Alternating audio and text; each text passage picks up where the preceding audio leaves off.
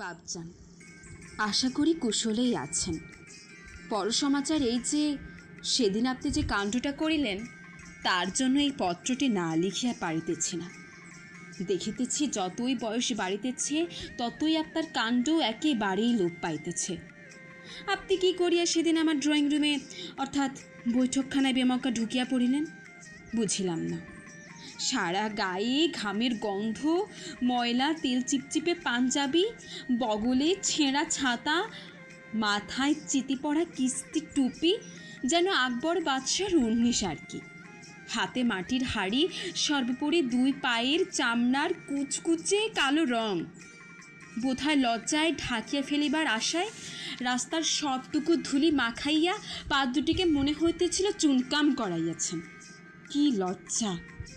আপনার ওই মূর্তি দেখিয়া আমার বন্ধুগণ এবং তাদের সুন্দরী স্ত্রীরা বজ্রাহতের মতো তাকাইয়া রহিল, যেন তাহারা চাক্ষুষ ভূত দেখিতেছে।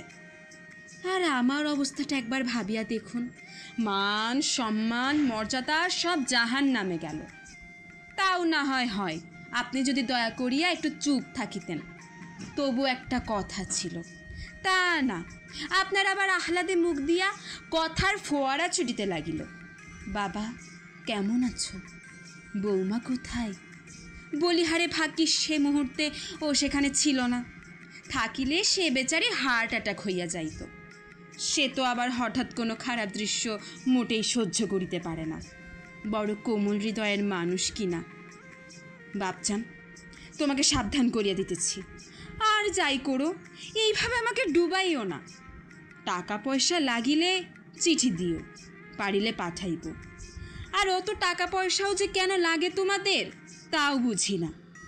তোমাদের আবার অত খরচ কিসের? ক্লাবে যাও না, পার্টি দাও না, ইসুপগুলার চিরতার পানি ছাড়া আর কোনো নেশাও করো না।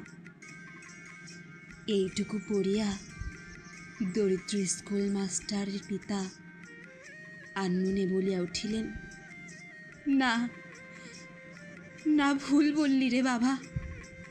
নেশা একটা আছে, বড় পুরনো নেশা।